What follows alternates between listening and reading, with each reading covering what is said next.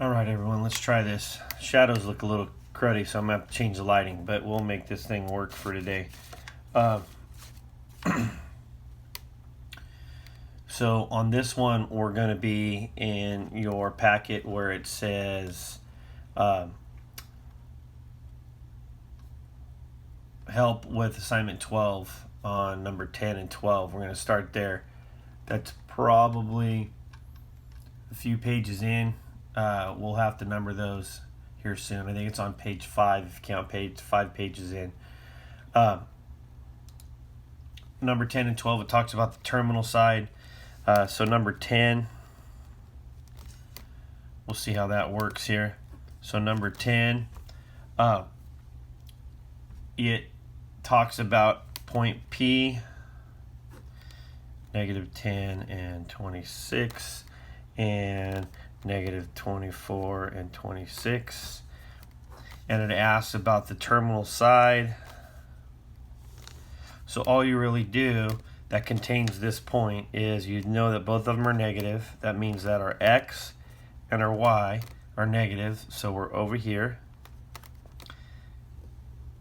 in this quadrant, quadrant 3, and we label our points. Negative 10 and 26, and negative 24 and 26. And my cosine of theta is equal to negative 10 and 26. And my sine of theta is equal to negative 24, 26. You can simplify those or make equivalents of 5 over 13 and negative 12 over 13. But the biggest thing about these is that you understand that in a standard position, the terminal side, which is always the hypotenuse, contains this point, and once they tell us it's on the unit circle, we're allowed at that point to say cosine is x and sine is y. The same thing will go for number 12. Number 12 is the same thing. So number 12 is the same thing. It contains point P, and point P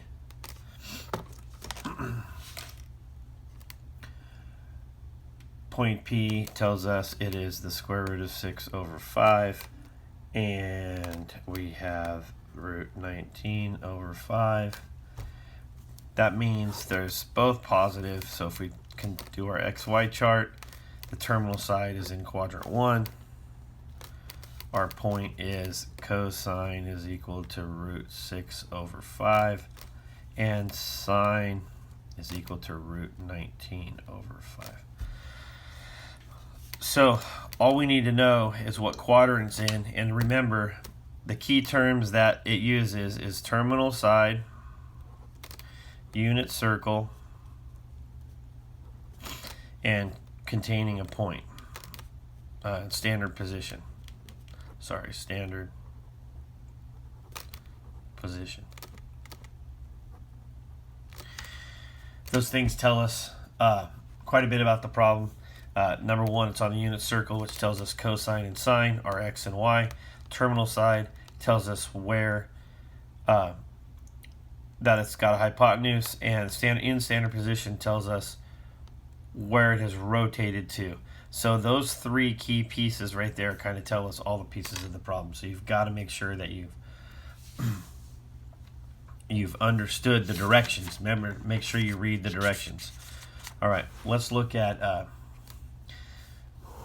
just the periods themselves, which I believe in your packet is on the next page or down below. We're going to talk about number 14 and 16, and then I'll give you a little bit of help with 19. Just remember, so number 14 looks something like this, and you can look in your book because my drawing is going to be horrible. Every mark is 2, so 2, 4, 6, and this thing starts down here, it goes up to 2, across to 4, down to 6, across to 8, and then it starts back up again. So up, across, down, across.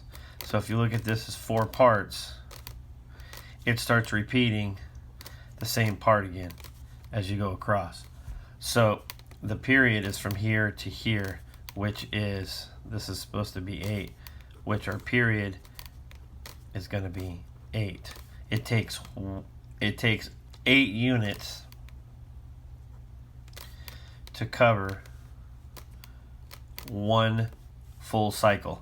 So it's got part 1, part 2, part 3, part 4, and then it starts repeating itself. That's the same thing with number 16. Number 16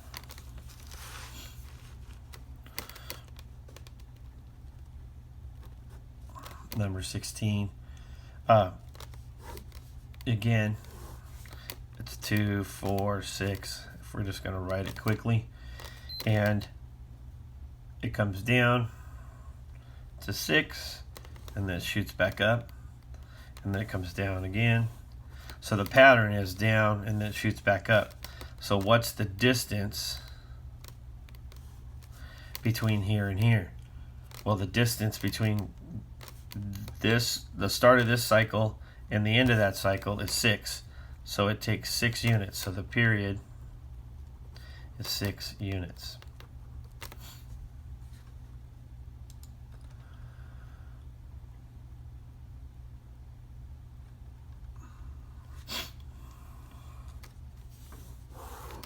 So the final piece of this one, number 19,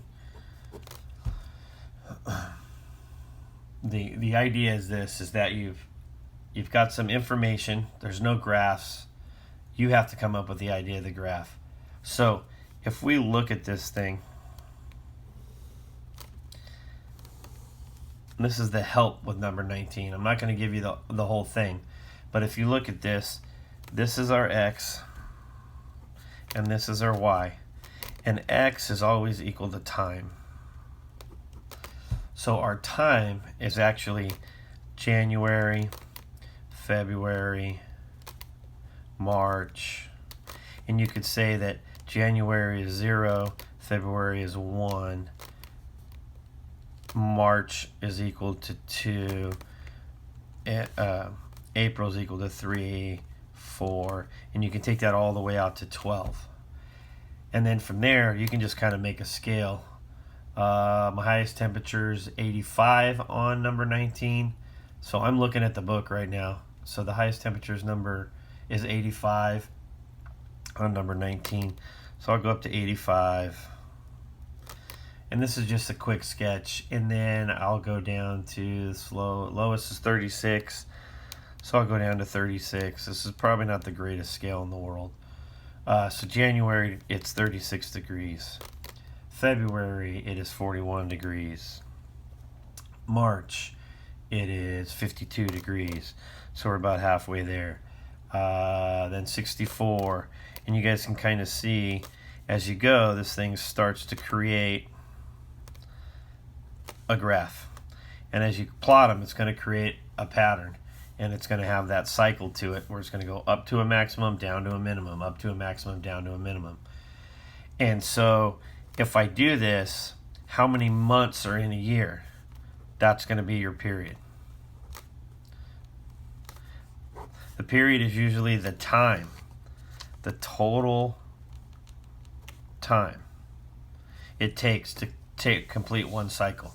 So that's the first video. That'll help you out with both of those pieces. So hopefully we'll get this lighting issue fixed, and we'll be ahead of the game here soon.